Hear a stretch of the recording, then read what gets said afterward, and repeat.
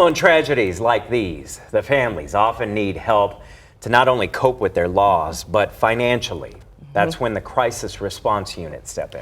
And volunteers offer emotional support as well as resources to families dealing with these kinds of tragedies. And Jamie this morning is live with more about how we can all become a volunteer. And so often when something of this gravity happens in our community, Jamie, everybody wants to try to pitch in, wants to help in one way or another. And this is a great way to do just that.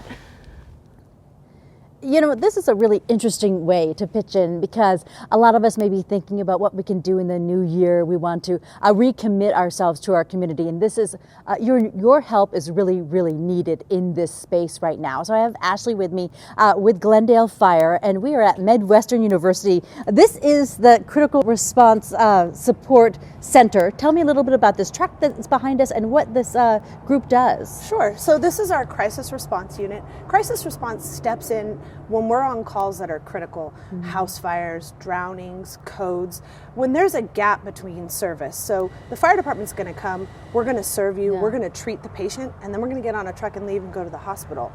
We don't want to leave a family stranded without some support. So this crisis response unit, they step in as a team, and they're there for emotional support, they're there for physical need, and they're there to help them with what's next. Who can participate in this? So we are asking for volunteers 21 and over with a valid driver's license.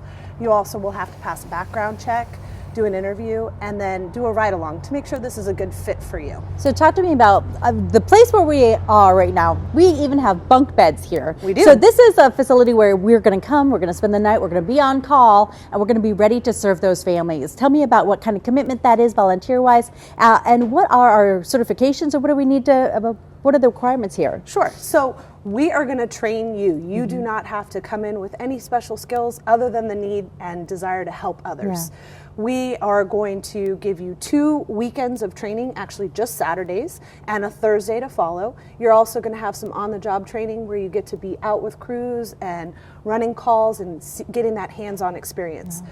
We are going to ask that you do 24 hours a month of committed volunteer time. Now that can be broken up into 2 12-hour shifts or 1 24-hour shift, because we do run this van 24 hours a day, 7 days a week when we have staffing. And you said when we have staffing. Right. So talk to me about where you stand right now. Well, currently we're just under 50 with our interns and our volunteers because our van is staffed with a pair of interns and volunteers, sometimes just interns, sometimes just volunteers.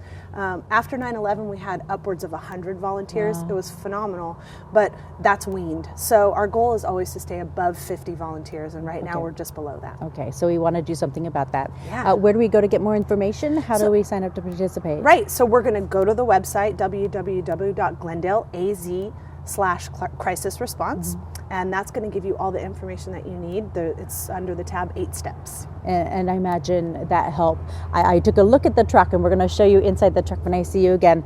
Some of the supplies, flip-flops, diapers. Right. These are people who, they got that call in the middle of the night, their house is on fire, and now they're left with next to nothing. Right. And that crew would be the one who comes in and really helps them put shoes on their feet, puts a robe around them, and dresses them and prepares them for their next moments. So really such a virtue for our community. And when I see you again, we're going to take a look around this truck and talk more about kind of the need here and what you would be doing, and find out if maybe you're interested in participating. Back to you.